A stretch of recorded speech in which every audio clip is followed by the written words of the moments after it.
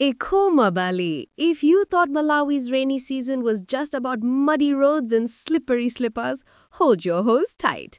This time, the storm comes with discounts and hope. Those low-cost farming inputs we heard about, they finally arrived. And villages are buzzing like bees around fresh honey. People are lining up for fertilizer bags cheaper than a plate of chips in Lilongwe. And the excitement is spreading faster than rain clouds over Mzimba. But behind the cheers lies the real question. Will these low-cost promises actually translate into bumper harvests? Or will it be another season of rain without results?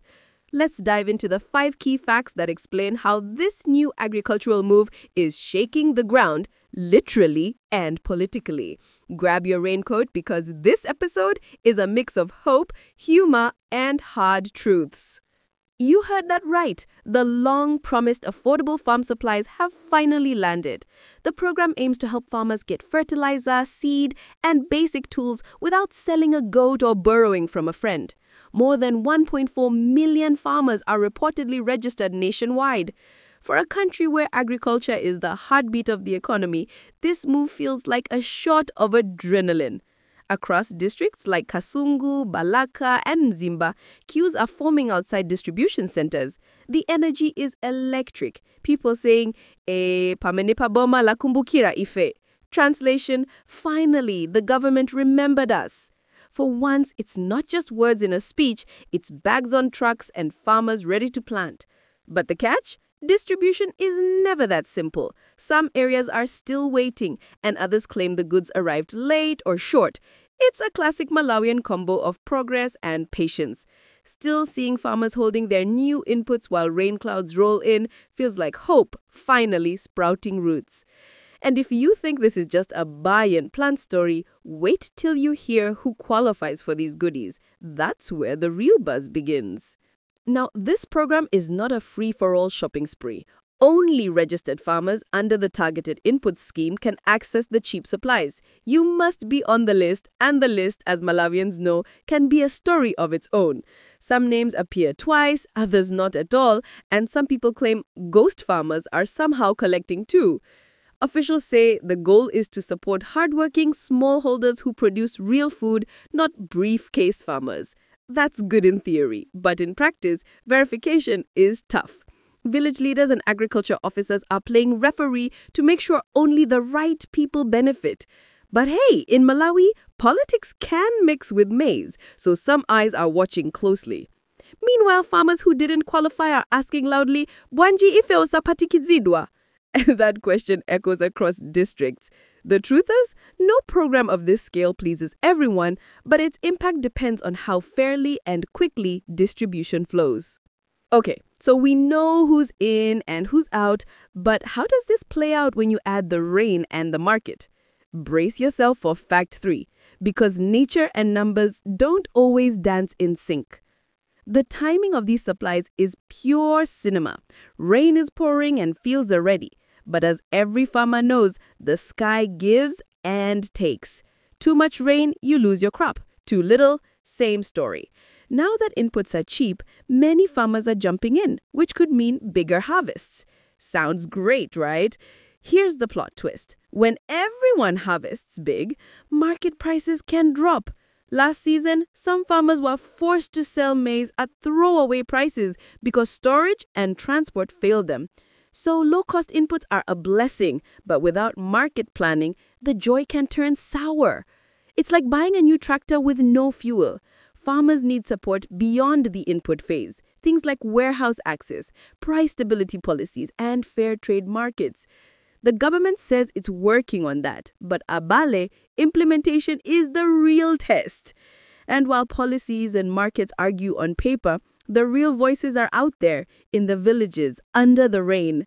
Let's hear what the people themselves are saying in Fact 4. Walk through any market this week and you'll hear it. Farmers talking, laughing, complaining, celebrating. It's a mix of finally and let's see if it works. One elderly farmer in Cheu was heard saying, "Antu atikumbira, zayambaku koma," which loosely means they are listening to us. This feels good. Others warn against excitement without delivery. On social media, memes are everywhere. Pictures of farmers dancing with bags of fertilizer, tagged Mvula Yayandikira and low-cost hope. But beneath the humor is a serious question. Will this initiative change the food security story or just scratch the surface? Radio call-ins are wild. One caller said, "Tasangalala ndizi pangizo hizi, koma mtengo wa nchimanga asatike."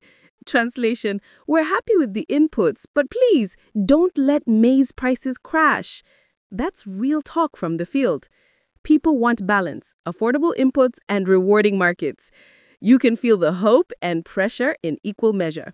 So let's wrap it up with what this really means for Malawi's future. Our final fact lays out the road ahead. So what's next after the excitement?